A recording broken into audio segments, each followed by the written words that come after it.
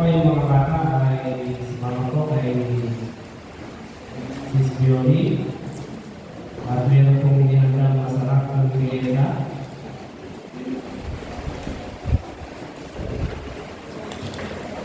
Ang ating po mensahe ay matatagpuan mo sa 1 Samuel chapter 17 verses 1 to 58. So, ito na po babasahin lahat sapagkat ito po ay isang napakahabang istorya. Ano po? Kaya sabihin mo sa katabi mo, huwag kang matutulog. Okay. So, isang tanong po ang nakita ko sa istorya ito. Ang tanong na, how will you win against your giant? So, marami na po tayong napakinggan tungkol sa istorya ito. Ano po? Pero yung tanong ko na to, paano ba natin hinaharap yung malalaking hamon na dumarating sa buhay natin? So, marami sa atin ay may iba't ibang hamon o gaya sa buhay na kinakaharap. Tama po ba? Huwag po kayong mag-alala dahil aalis din po yan bukas makalawa. At bukas makalawa ulit, babalik. Tama po ba? Kasi po ito po yung realidad ng buhay. Amen? Ito po yung nangyayari talaga sa buhay natin. Yung akala ko wala na, pero sa mga susunod na panahon, araw, hindi bumabalik ulit na hamon buhay. Tama po ba? So, dyan po yung pagpapakita ng realidad ng buhay natin na ito po yung totoo at nangyayari po sa bawat isa sa atin. So, ito po yung dapat nating harapin. Amen? So, hindi dapat natin itong kalikuran. So, ang istorya po ito ay tungkol po kay David and Goliath. So, si David po at si Goliath ito. So, marahil po ang iba ay madalas na po natin itong napapakinggan o nababasa. At marahil ang iba may na. So, pero ako po'y naniniwala na kahit po tayo ay gano'n kaedad na sa istorya ito o gano'n tayo kapata para mapakinggan ito, naniniwala po ako na ito po ay meaningful, powerful, at marami po tayong aral na mapupulot. Amin po ba? O, bago po tayo magsimula, ay tayo muna yung manalangin. Dakilang Diyos na makapangyarihan sa lahat, ako'y nagpapasalamat sa napakagandang umaga at iwaga Panginoon ng mga salita na mahahayan ngayong umaga sa amin. Salamat po sa iyong biyaya, Panginoon, na kung saan ang iyong mga salita, Panginoon, ay tunay namin mapanghahawakan sa buhay, lalo na po sa panahon ngayon. Salamat po, Panginoon, sa mensahe mo, sa banal na Espiritu na siyang gagaway sa amin, na siyang sasama sa amin at magpapaunawa, Panginoon, sa mga bagay na hindi namin naiintindihan. Ito po, Panginoon, na siyang mauna sa aming kalagnan at yung mga salita, Panginoon, ay makita namin na ito ay isang positibo, Panginoon, pananaw at makita namin na magamit namin, Panginoon, na tama sa aming buhay ayon sa iyong kalagawa. Ito po aming dalangin sa pangalan ni Jesus. Amen. So kung i-analyze po natin, yung istorya nito ay masasabi ko po na ito ay isang tungkol sa pananampalataya o yung tunay na pananampalataya. O yung pananalig mo, yung pagtitiwala mo ay ipinigay mo na talaga sa Diyos. Yung tipong wala ka nang magagawa o yung pananampalataya mo ay hindi kaya mong tinangin ng kahit anong laking hamon ng buhay. Amin po ba? Alala ko yung isang storya ng isang pare. Meron po ng umpisal na isang lalaki pumatok po sa simbahan at pagbukas po niya, nakita niya duguan yung lalaki. Magtaka po yung pare, bakit siya po dugo? Ang sabi po ng lalaki, Father, nakapatay po kasi ako. Sabi niya, ito namang pinagtalunan niyo. Ikaw ay nakapatay kasi nag-uusap lang kami, hindi na ako sa pagtatalo. At pinilit niya ako na sinasabi niya, totoo ang Diyos. Di sabi ko, Father, hindi totoo na may Diyos. Sabi niya gano'n. So sabi ko, yung lalaki, hindi ko na po, Father, mapigilan yung sarili mo. Napakakulit ko ng tao yun. Hanggang tinanggap mo siya, Father. Hindi na ako makapilis. Tinanong mong lalaki yung Father. Verify. Sabi niya, Father, ikaw, naniniwala ka ba na may Diyos? Sabi ng Father, dati.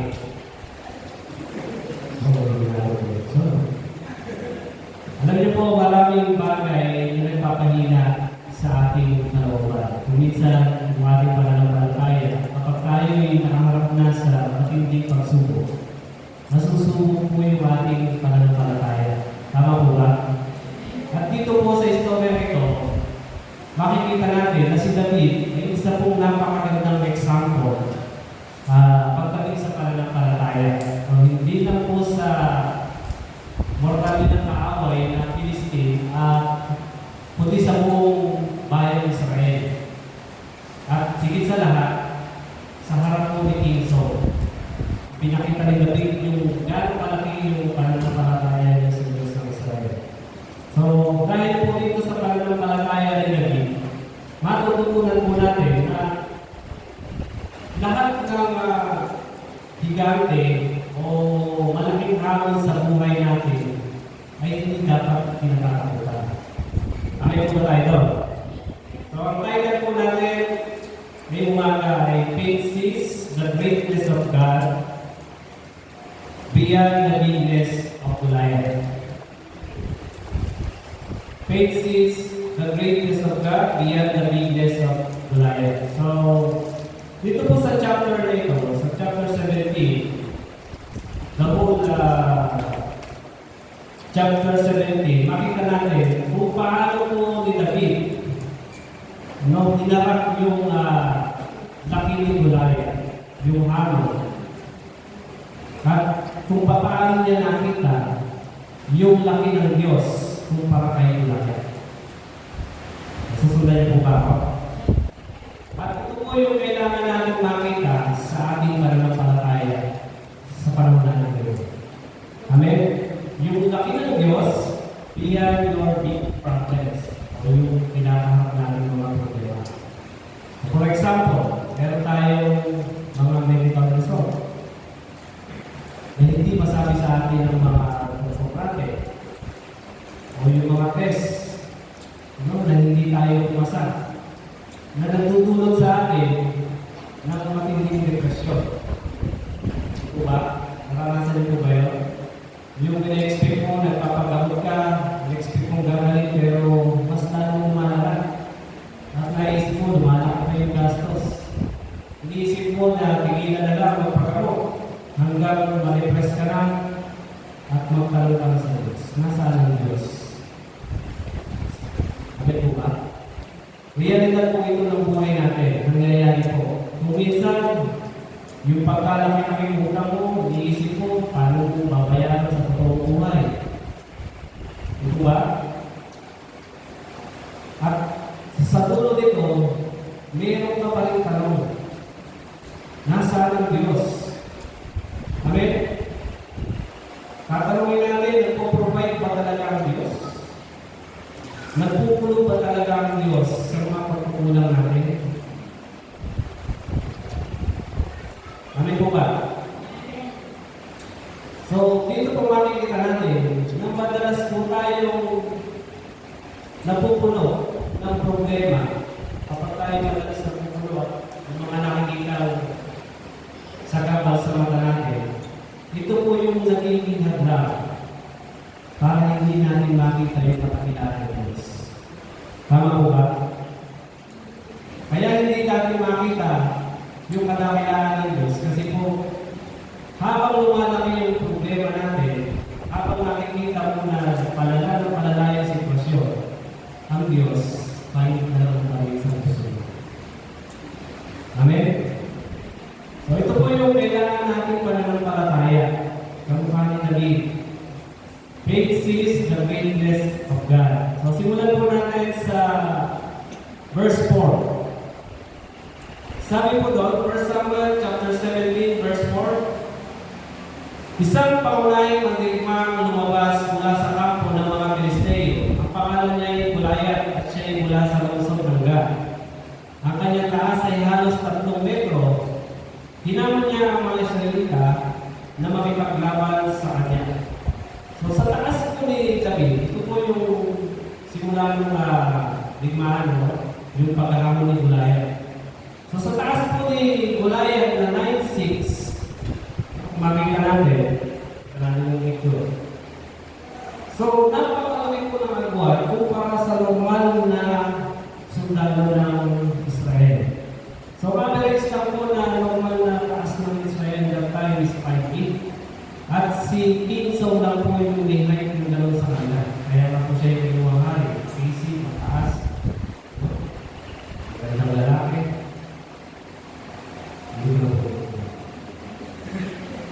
So, kahit yun yung comparison ng dalawa, makita natin na napakalayo po ng agwat para manalo sa digmaan ang Israel.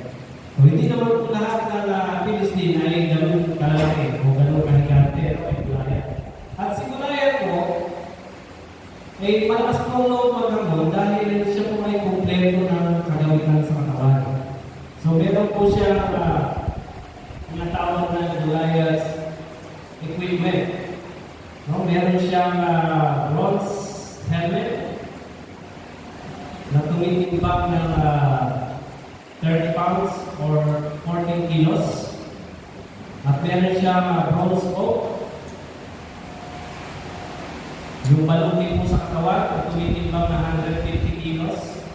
At ay na 150 pounds at tumitimbang po ito ng 68 kilos. At meron siyang panangga sa biti, yung bronze grip, bronze javelin, yung sibat.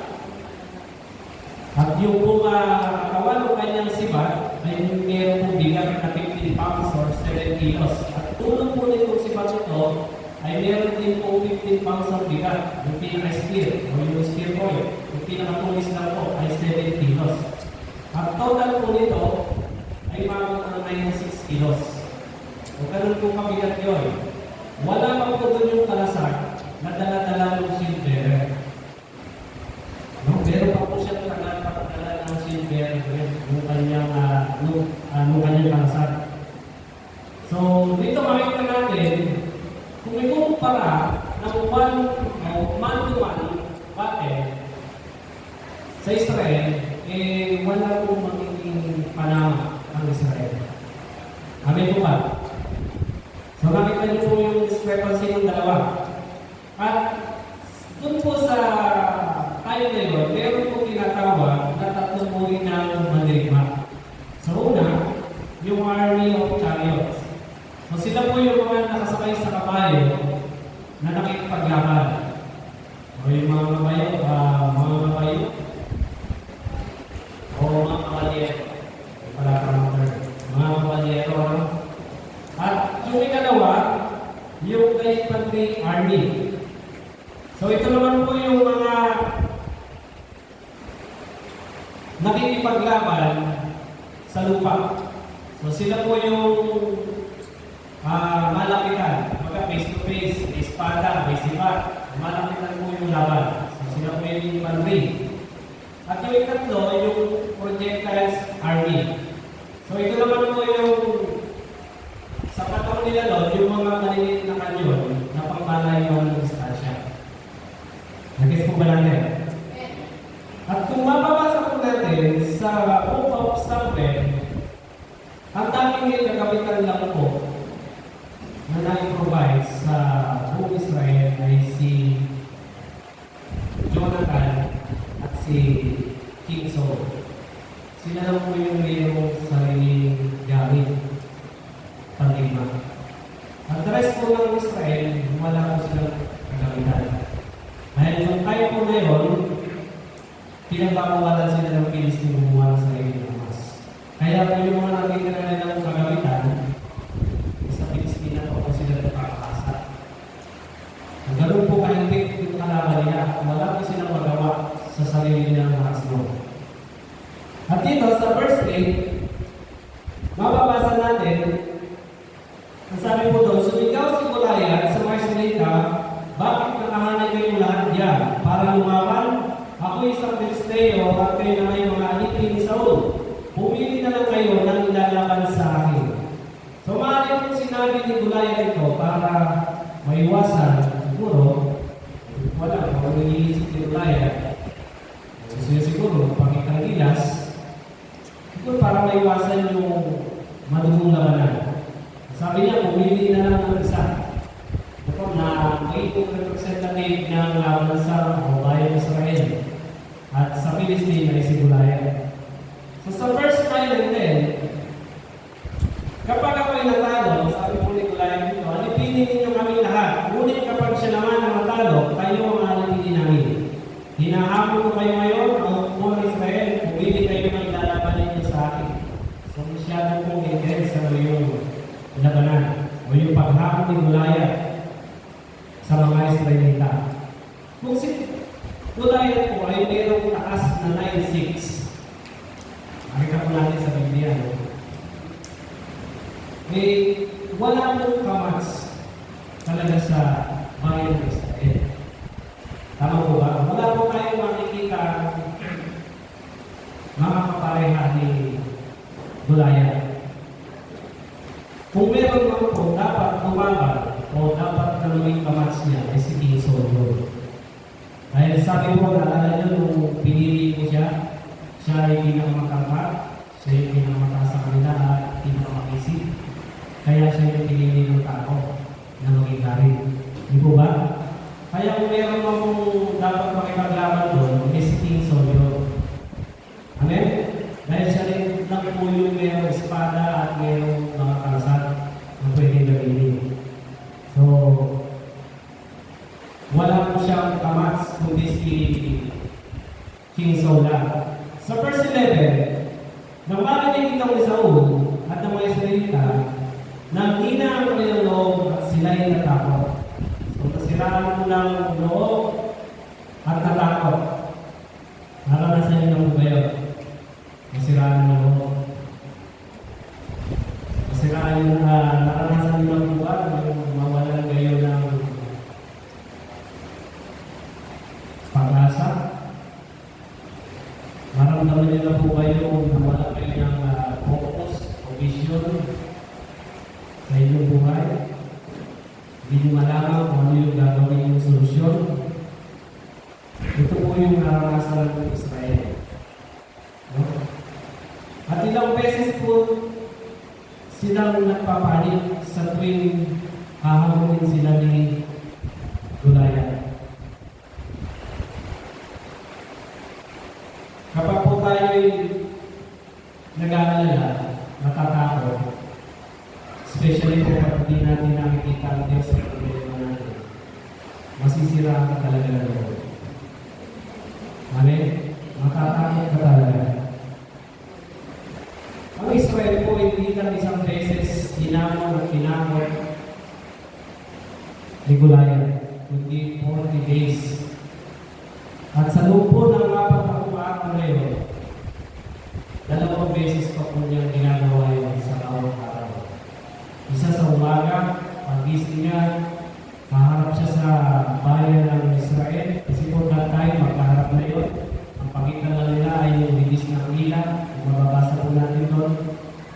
Tuwing umaga po, tatayo si Goliath sa harap ng mga Philistine at ng mga Israel at sisigawan siya ng mga Israelita. At sa gabi, bago po matulog, gagawin ulit niya yun. Paulit-ulit po yun hanggang umabot ng 40 days. No? Parang natin mo lang sa umaga. Diba? Paggalit ang boses ng nanay mo at nagdadakot na, matatakot ka talaga. Diba? So until one day, sa kamay po ng Diyos, sa verse 17 to 20, no? Masahin po natin, isang araw, utusan ni Jesse, si David, anak ni Jesse si David, anak, dalhin mo ang gamit ng sinangang na trigo at 10 tinapay sa iyong mga kapatid na nasa kampo. Ibigay mo naman ang 10 iwang peso ito sa pinuno nila. Tingnan mo na rin ang kalagayan nila at ibalik mo sa akin. Mag-uwi ka ng kahit anong bagay na makapagpapatunay na galing ka nga roon. Ang 3 anak ni Jesse ay kasama nga ni Saul at ng mga Israelita sa inis ng ilan at nagpaglaban sa mga Pilisteo. Kinabukasan, maagang bumangon si David, ipinagpili niya sa iba ang mga tupa nilalagahan at nagpunta sa lugar ng labanan. Dalang pagkain pinagbibigay ng kanyang ama. Nang dumating siya sa kampo, palusot ng umuupo at sinisigaw ang kanilang sigaw pandigma. So maaga po bumangon si David para puntahan yung kanyang mga kapatid. At nandun po siya nung time na sumisigaw na yung mga Israel para lumaban. Siguro po, ang sigaw nila ay 1 for all, all for one. No? Hindi ko po alam. Sabihin ko lang po yung sigaw. Ano ba? So si Goliath naman, siguro natiginig po ni Goliath yun. Sabi niya, mga Israel, mga tuwan! Narinig niya yung 1 for all, all for one eh. So itong mga Israelita, nanginig naman sa takot. For one pa kayo, may nanginig naman sa takot pag sumigaw si Goliath. Di ba? So verse 23, sa eksakto pong pagkakataon, makita natin doon na nung lumabas si Goliath, eksakto po na dumating doon si David at narinig niya po yung pangahamon nitong si Goliath. Ano po yung nakita ng reaction doon ni David? His faith sees the greatness of God beyond the bigness of Goliath. Amen? Ang nakita po ng mga Israelita doon, yung takot, yung laki ni Goliath. Sila po yung nagtakbuhan, natakot. At maging si King Saul po, ay nabigay niya ng pabuya para may umarap o lumaban kay Goliath. Ano po yung sinabing pabuya doon? Bibigyan ng kayamanan, magpapakasal sa kanyang anak, at hindi pagbabayaran ng buwis. Di ba? Isang magandang araw po yun ni King Saul. Kasi iniisip niya, sino pa makakapagpalagayan dito sa amin? Wala naman. Kaya malakas ang loob niya na i-alok yung ganong klaseng pabuya. Sino mo makapatay kay Goliath? So siguro po ito yung iniisip talaga ni King Saul. Walang makakagawa nun sa taas na 6'9 versus 5'8 o 5'7. Ang nakamamangha po doon tanong ni David, ito po, sabi niya doon, sino ba itong pag-anak ko na umahabol sa hukbo ng Diyos na buwan? Amen? So nakita niyo po, iba yung nakita ni David sa nakita ng buong Israel. Si David lang po yung nakakita nun. Amen? Siya lang po yung spiritually eyes open. Yung kanyang mata ay nakakas. Dahil alam niya po, no? Na ang labanan ay sa pagitan ng Diyos ng Israel at Diyos ng Palestine. Hindi po personal na laban. Amin po ba? Kaya sabi niya doon ay sino ba itong pag-aaral na ito na humahamon sa Diyos ng Israel, na humati ng Red Sea, nagpabukal ng bato sa bundok, ay ng tubig sa bato, at nagbigay ng karne sa desierto. Ngayon po ang lawak kagad ng kaisipan ni David. Amen? Kaya niremind po niya yung buong bayan ng Israel. Sabi niya, hey guys! Wala po isang ministro. Nakakalimutan niyo na ba? Sabi niya, ang Diyos ay sumasa atin. Di ko ba, ano yung kanis din? Bakit kayo natatakot? Bakit kayo nagtatakbuhan? Bakit kayo natutuwa? Siya lang po yung nakakita nun. At kahit po yung hari, hindi po nakapagbigay ng ganun kalakas na loob para sa buong bayan ng Israel. David is full of boldness, and encouragement. Because David sees the greatness of God beyond the weakness of Goliath. Palakpakan po natin ang mga Diyos ng God.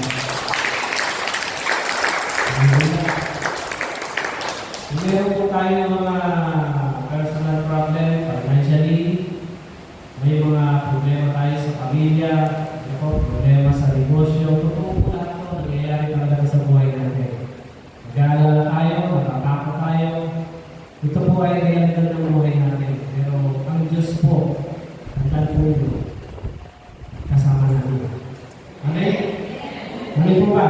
Is bigger than our problems. Amen po ba? Tutulungan po tayo ng Diyos para mapagtagumpayan ang lahat ng ito. Nalala niyo po si Diab. Si Diab po yung kuya ni David. Kung paano siya pinili ni Samuel, ang sabi ng Diyos, hindi yan ang pinili ko. Hindi ko alam kung dahil doon, lagi na po siya nagagalit kay David. Ito ba? Minsan po yung encouragement, hindi natin nakikita sa sarili natin pamilya. Amen?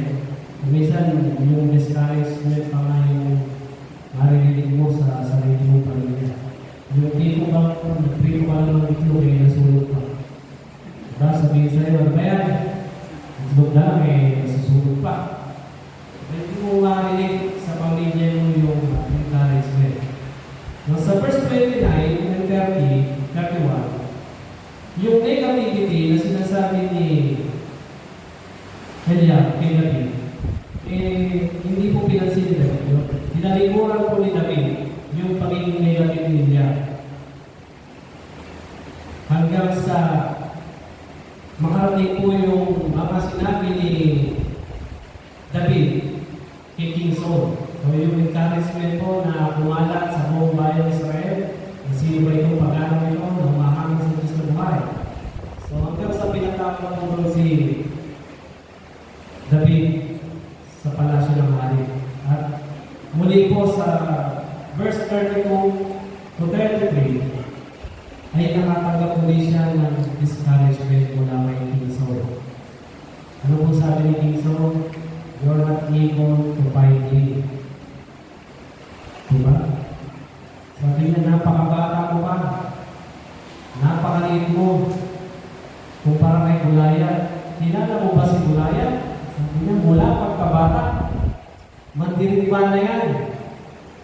Hanggang ngayon, hindi ka umubra sa kanya. Amen? Sa verse 34 to 37, yung pinaliwanag po ni David, kung paano niya pinagtatanggol yung kanyang tupa sa mga maninila na leon at oso. So nagbigay po siya ng testimonya, proof na kaya niya lumaban kay Goliath. So sabi niya ron, kaya ko pong pumatay o pumapatay po ako ng leon at oso kapag may tumatangay sa aking mga tupa. At dito po, nakita namin dito na si King Saul ay nakumbinsi niya sa kanyang testimonya. Dahil nakita po ni King Saul na sinasamahan siya ng Diyos ng Israel. Amen? Verse 38 and 39, pinasok po ni King Saul. Diba? Magbasa natin yung kanyang baluti kay David. Nabiruin mo si King Saul ay 5'7" o 5'8". Tapos, isang bata lang yung susuot. Amen? Ano po nangyari? Sabi sa Biblia ay parang hinihinga ng espada. Diba? Si David, yung kanyang sinuot at yung kanyang baluti, humigiray-giray pang gano'n. Ano makikipaglaban yun? Amen? So, isa po kong dahilan, kung ito man po ay nagamit ni David, yung mga kalasal at espada ni King Saul, kung siya po ay nagtagumpay sa pagpamagitan ng mga kalasal ni King Saul, malawang po yung tagumpay at kapuli ay kay David pumapunta. Tama po ba? Dahil tatanungin po ng bayan ng Israel, kaninong kalasal, kaninong espada ang nakapatay na gamit-gamit ang isang bata. Amen? So sa verse 40, sabi po doon, pagkatapos dinampot niya ang kanyang tungkod, namunod siya di ba makikinis na bato sa sapa at inilagay sa kanyang supot na pangpastol at lumaga upang harapin si Goliath.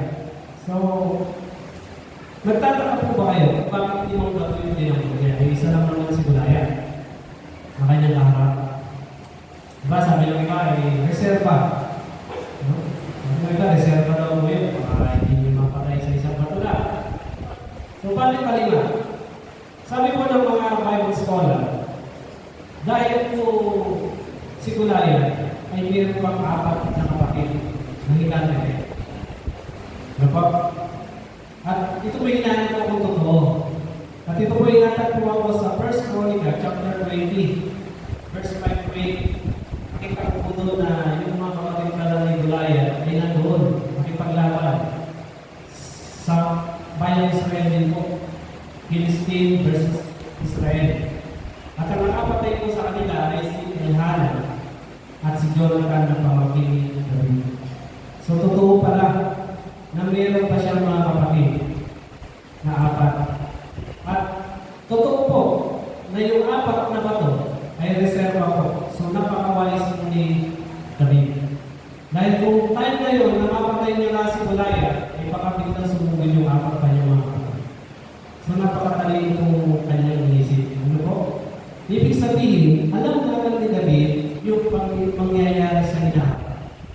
Binigyan po siya ng kabuluhan ng Diyos. Amen? So siya po'y nakahanda kung lumusok pa yung 4 na higanting kapatid ni Goliath. So ngayon po, napatunayan natin na yung mga higante ay talagang totoo pala sa Biblia. At sila po ay nagmula sa lusod ng God. Nandun po yung panitatangin. Sa verse 41 to 43, nakita po ni Goliath na si David ay isang bata na ang nilalaban sa kanya. Sabi po ni Goliath, ano bang akala mo sa akin? Aso? Diba? Nabasa natin yan. Na may dala pang patpat. Kaya yun po yung sabi ni Goliath, may dala pang patpat. Sa English version po, na may NIV, sabi po doon, he said to David, "Have I a dog that you come at me with sticks?" Makita niyo po yung pronunciation sticks, plural. Ibig sabihin, dalawa. Sabi ni David, sticks. Saan ang dalawa? Dalawang pinya. So nagtataka po si David, bakit ang tingin ni Goliath sa kanya? Sa kanyang tungkod na dala, ay dalawa. Sabi ko ng writer, ito daw po si Goliath ay may sakit na giant disease of the brain. So meron po siya talagang sakit na kumakalat at nakaka-apekto sa kanyang mga mata.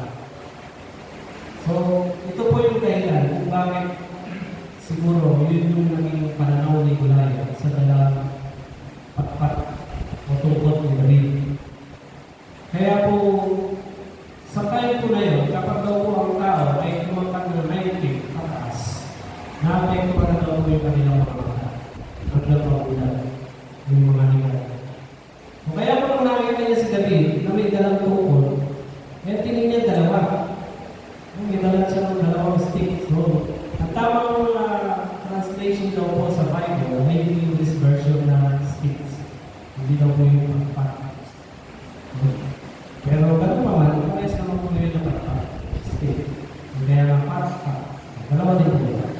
Then, so sa verse 44 and 45, makita natin dito, no?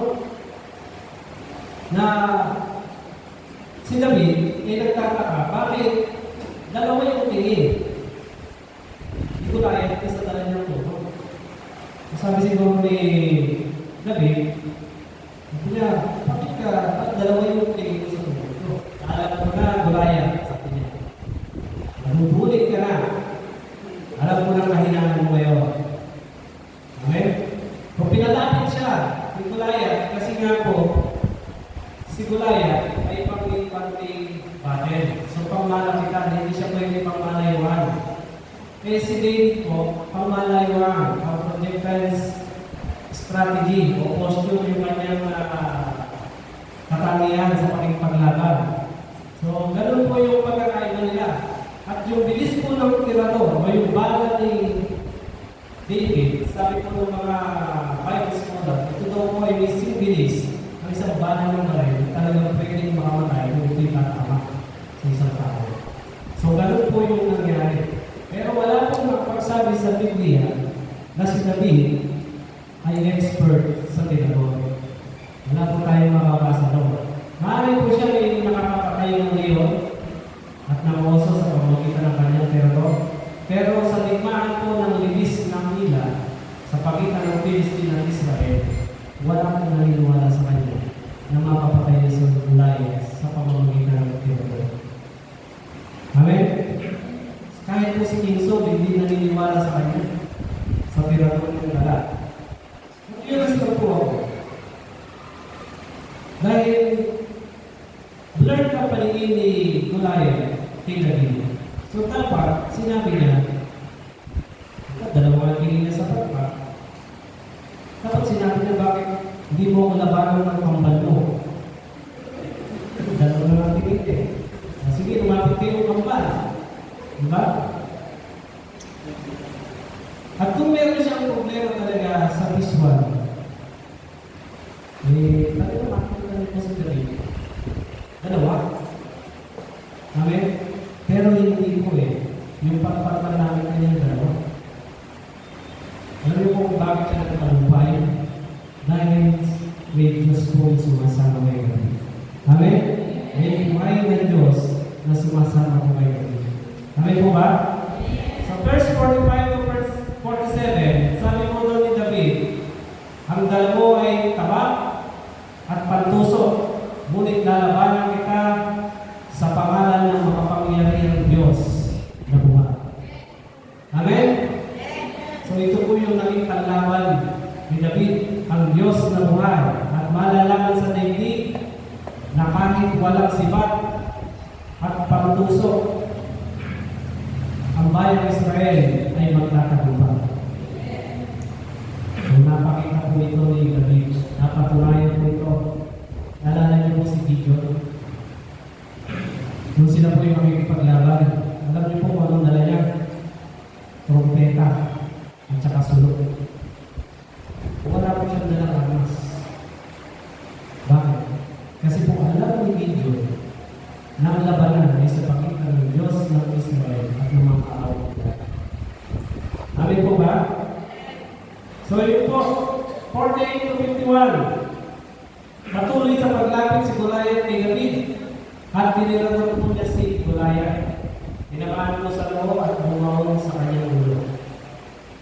So, bumagsak po sa lupa itong si Goliath.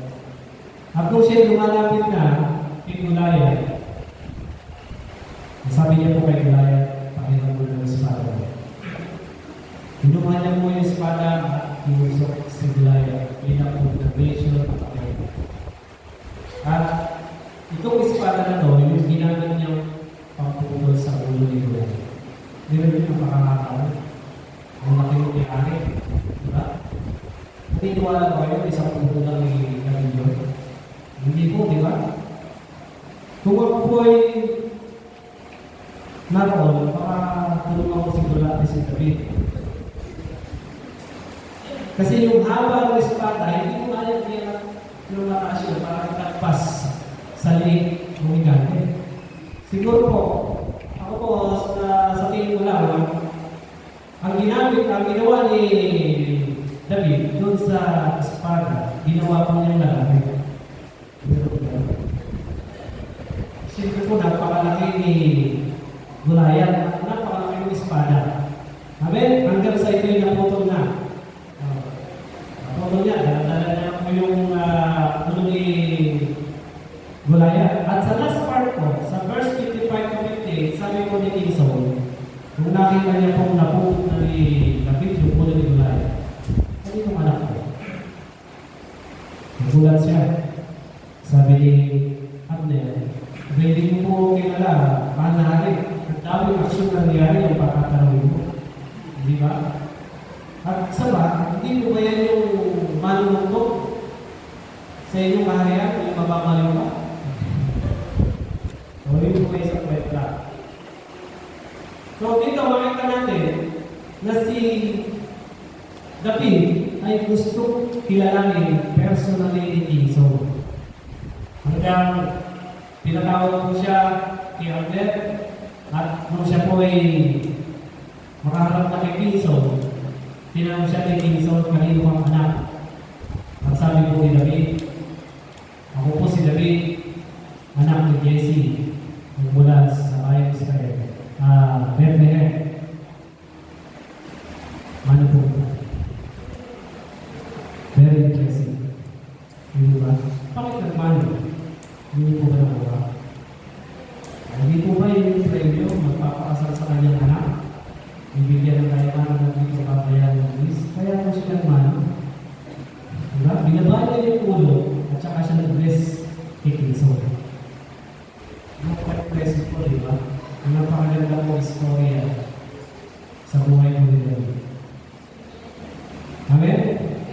Dahil po sa laki, kahit po sa laki ng mga hinahamon o hamon na kinakaharap ng Israel, isa lang po yung nakakita sa kadakilaan ng Diyos. At si David po. Kapag po tayo maharap sa mga malalaking challenge ng buhay, huwag po natin kalimutan, tingnan yung laki ng ating Diyos. Yung magagawa ng ating Diyos. Amin po ba? Kasi sabi po ni Pablo sa 2 Corinthians 5:7, we live, sabi po doon, we live by faith and not by sight. Nabubuhay po tayo sa pananampalataya at hindi po sa mga nakikita o sa mga bagay na nakikita ng ating mga. Amin po ba? Hindi na po ako magtatapos. Every verse that we hear is a stone that heals of every giant in our life. Sa bawat salita po ng Diyos na ating narinig, ito po ay pwede natin gamitin sa data sa malalaking hamon ng ating buhay. Amin po ba? Pwede po ba tayo tumayo? Kung kagaya po ni David, pagtiwalaan po natin yung mga salita ng Diyos.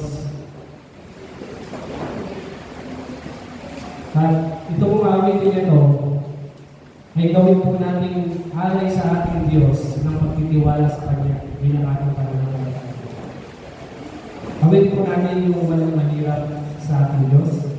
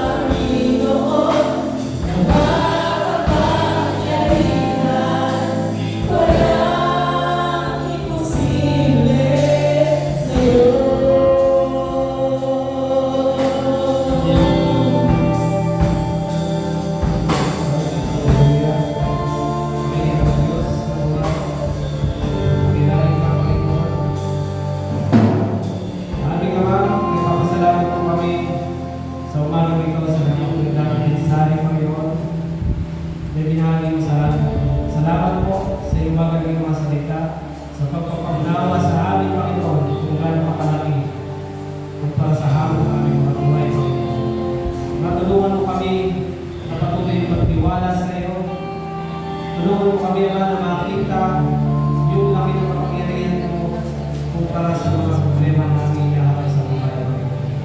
Ano ba ang Panginoon sa pagkalim, sakit, karamdaman, financially, pamilya, Panginoon, ikaw ay mas malaki at higit sa lahat ng mga ito, Panginoon. At walang bagay na mahirap sa iyo, Panginoon. Naniniwala kayo ng Diyos na kapangyarihan mo na siyang sasapat sa amin sa lahat ng aming pangangailangan. Tulungan mo kami na lumalim pa yung aming pananampalataya at pagtitiwala sa iyo gaya ng David, Panginoon, na kung saan, Panginoon, yung pagtitiwala na kahit sa walang makikitang armas o kagamitan at kahit wala kami, Panginoon, na nakikita sa aming sarili, naniniwala kami, Panginoon, na kami ay magtatagumpay, Panginoon. Nagdideklara po ako, Panginoon, ng katagumpayan sa bawat pamilya, financially, sa bawat kalusugan, Panginoon, ng bawat pamilya, sa nanay, tatay, sa mga anak, Panginoon. Nagdedeklara po ako, Panginoon, ng kasagaran, kapayapaan, Panginoon, at pagkakaisa, Panginoon, ng bawat pamilya. Bibig, Lord, sa aming sa templo ito, Panginoon, ang bawat pamilya dito, Panginoon, na narito, ay isang pamilya, Panginoon, nagkakaisa at walang magpapaliwahin pa rin, Panginoon. Alisin mo po, Panginoon, sa aking isipan yung kung mga negatibong, Panginoon, isipan, hindi mo namin pinapahitulutan ng makapasok, Panginoon, sa bawat pamilya o sa bawat miyembro ng church dito, Panginoon. Salamat po, Ama, sa pagkakalan namin na kami, Panginoon, ay tagumpay na ng Ama.